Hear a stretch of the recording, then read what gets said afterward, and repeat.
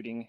Yeah, How do you guys strategy, do- tactics. Good brawling. How do you guys strategize as a team for your positioning? I mean, Well- It's mostly just.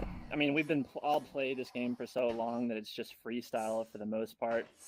Like, we'll talk through things when we expect one of our teammates to do something and they did something different, and be like, well, what were you planning on doing? oh, and good. come up with some things like that. And then occasionally we'll have strategy, like practice sessions where we'll actually go through and talk about strategy and stuff like that. But Yeah, we try to less set so up these plays. days, more so before the season started when we were trying to get Yeah. in sync.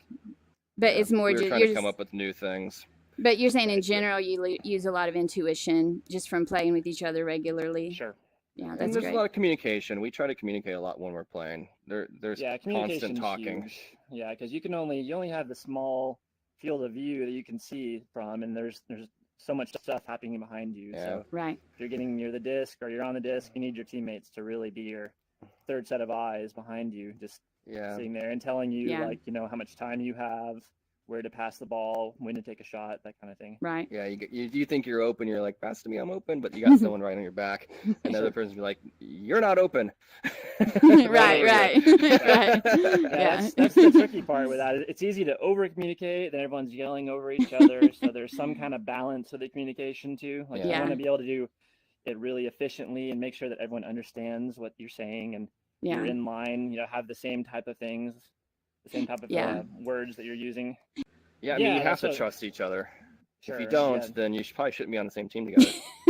That's why I like playing with a team more than playing in a public game. Like I still Yeah. like public games, but it's such a different thing. You don't know the people you're playing with. You don't know what they're gonna Yeah. do. Everything's so like everyone's out there for themselves. Right. Whereas And you're it's a playing with much team, slower. You know what everyone's doing. Yeah, And don't you it's think it's a much different. slower atmosphere? It's not just different in terms of relationships with the teammates, but it's also, I think when people just start ESL and they're doing it for the first time, they're it's kind of like a deer in the headlights kind of thing. They're like, whoa, they Right. don't realize how fast paced it is.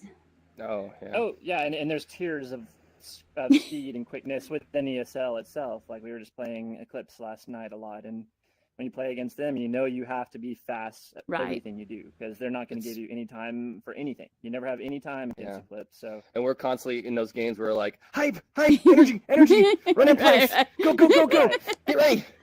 right. Yeah, you got to be. That's the problem. You get a little tired and you get a little slow, then you're going to get destroyed by them. Yeah. Right. You have to be.